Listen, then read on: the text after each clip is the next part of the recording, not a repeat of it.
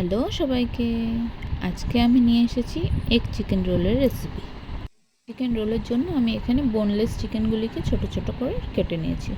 এবার তার মধ্যে দিয়ে দেবো জল ঝরানো টক দই, আদা রসুন বাটা, গরম মশলার গুঁড়ো, লঙ্কার গুঁড়ো, হলুদ ও পরিমাণ মতো লবণ দিয়ে ম্যারিনেট করে রেখে দেবো 2 ঘন্টার জন্য। 2 ঘন্টা পর আমি কড়াইয়ে তেল দিয়ে তেলটি গরম হয়ে গেলে তার মধ্যে ম্যারিনেট করা মাংসগুলি দিয়ে দেবো।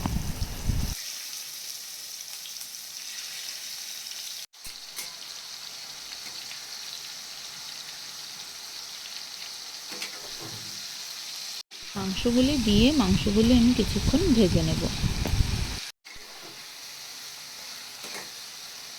মাংসগুলি ভালো মতো ভেজে নিয়েছি। মাংসগুলি মোটামুটি সেদ্ধ হয়ে গেছে। তারপরে আমি তার মধ্যে অল্প পরিমাণ জল দেব যাতে মাংসটি ভালোভাবে সেদ্ধ হয়ে যায়।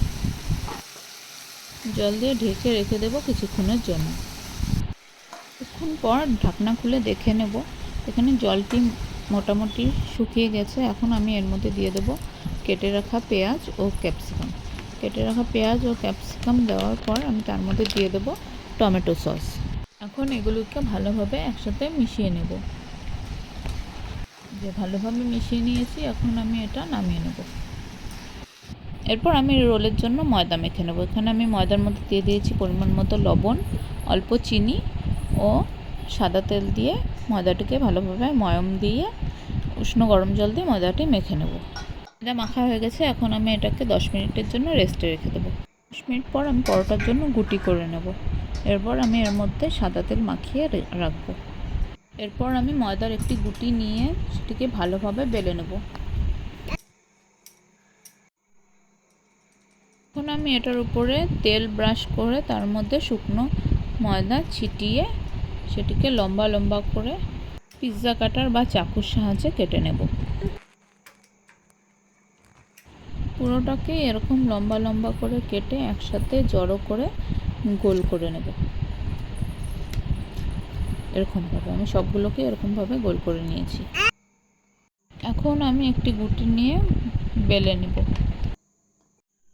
এবার তাওয়া গরম হয়ে গেলে তাওয়ার মধ্যে পরোটাটি দিয়ে এক সাইডে সেঁকে তেল ব্রাশ করে সেমভাবে আরেক সাইডেও সেঁকে তেল দিয়ে ভেজে তুলে নেব। এরকমভাবেই আমি সবগুলো পরোটাকে ভেজে নিয়েছি।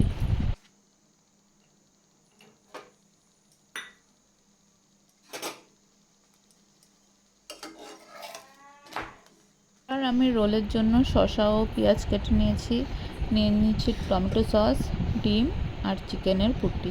এবার একটি বাটিতে ডিমটাকে ফাটিয়ে তার মধ্যে অল্প লবণ ও পেঁয়াজ কুচি দিয়ে তার মধ্যে তেল দিয়ে তার মধ্যে ডিমটা দিয়ে দেব। ডিমটা একটু ভাজা হলে উপর দিয়ে ভেজে রাখা পরোটাটি দিয়ে দেব।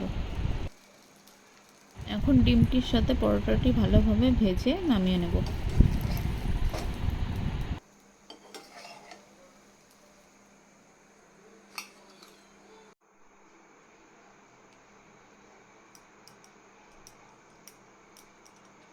এখন এটার মধ্যে টমেটো সস ভালোভাবে লাগিয়ে মাঝখান দিয়ে দেবো চিকেনের পুটি। চিকেনের পুটি মাঝখান দিয়ে লম্বাভাবে ভালো মতন দিয়ে তার মধ্যে দিয়ে দেব কেটে রাখা পেঁয়াজ ও শসা। আপনারা চাইলে কাঁচা লঙ্কাও দিতে পারেন। আমরা যেহেতু ঝাল খাই না তাই কাঁচা লঙ্কাটাই দিইনি। এবার এটাকে ভালোভাবে রোল করে নিলেই রেডি এগ চিকেন রোল।